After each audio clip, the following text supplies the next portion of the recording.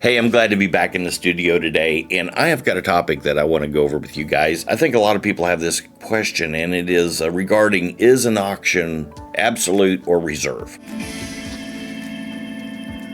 Let's talk about that because you need to understand what the process is when you are bidding on an auction, okay? So typically, rule of thumb, if an auction is absolute, it is advertised absolute. It's very prompt. You can't miss it. It says it right on the front, absolute. If it is not advertised absolute, then the auction has some type of reserve. So they're both polar opposites, actually. We all know that an absolute auction means it's going to sell, but what actually is the difference there? And here's what it is. On an absolute auction, the seller says to the buyer, I'm going to sell, what will you give me? The minute the buyer makes a bid, there's a contract between the seller and the buyer.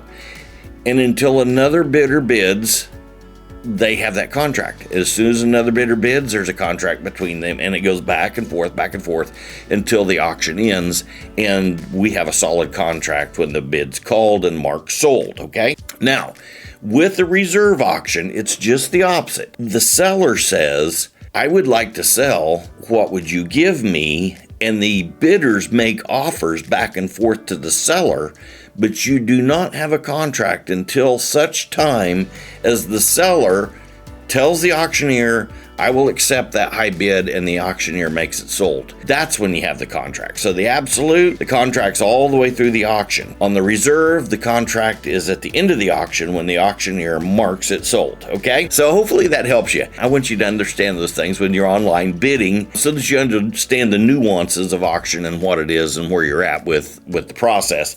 And, as always, you want to jump online and register and start bidding at these auctions because it's a fabulous way to build wealth in your real estate portfolio. Leave a message down below. Ask me questions. I love to answer questions for you. And as always, I want you guys to have a very blessed day. I'll talk to you later.